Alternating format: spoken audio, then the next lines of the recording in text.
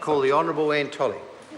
Mr Chairman, I'm pleased to take a call in this debate. Can I first start by apologising both to the House and to the Chairman of the Select Committee, of the Social Services Select Committee, whom I particularly misinformed about something to do with this part of the bill being in the RIS that was before the Select Committee. My understanding is that, and the advice that I've received is that because the proposed amendments are technical revisions that reenact the current law to improve legislative clarity, they are therefore exempt from the regulatory impact analysis requirement. So that's the first thing. So I do apologise to my colleague that I misinformed about something in the RIS.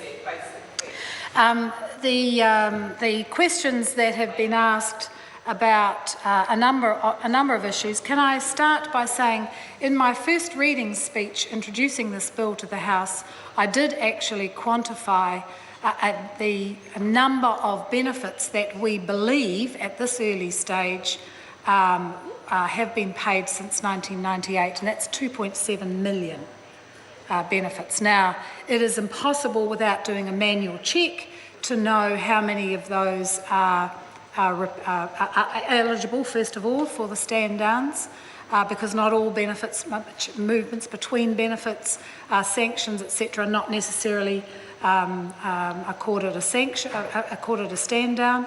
So without going through every single one of those, we haven't done that work, I can't give the member any further details, but 2.7 million benefits paid is a large amount. Secondly, what I do know is that as at this morning, 8,500 people had lodged reviews, many of which will go back to 1998, and all of those are protected under this piece of legislation.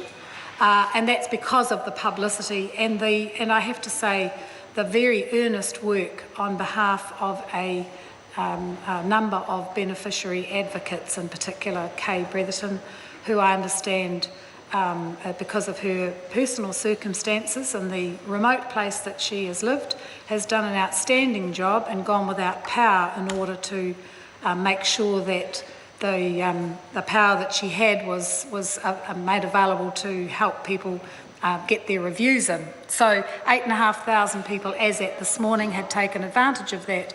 And I understand that the average payment is around $105. Now, I've said in both the first reading speech and the second reading speech that the government has tried to strike a balance, remembering that this is not a change of policy. The policy was clear back from 1996. A 7-day stand down means 7 days standing down. Now, that's basic English. What we had was when that was put, an amendment was made to the law in 1998, it was worded badly. And nobody knew about that, neither this national-led government or a Labour-led government, neither did the beneficiaries. Everyone processed that stand-down as if it was 7 days, meaning 7 days without state assistance. So there's been no change of policy, and the government's tried to strike a balance between being fair to those that when that error in law was pointed out to the government, should have been entitled to that extra payment, and we've made that available to them. I've got an SOP to extend that through that New Year break, so right through until January the 8th. Plenty of time, and made every effort to make sure it's as easy as possible to get that review in for those going back to May of last year.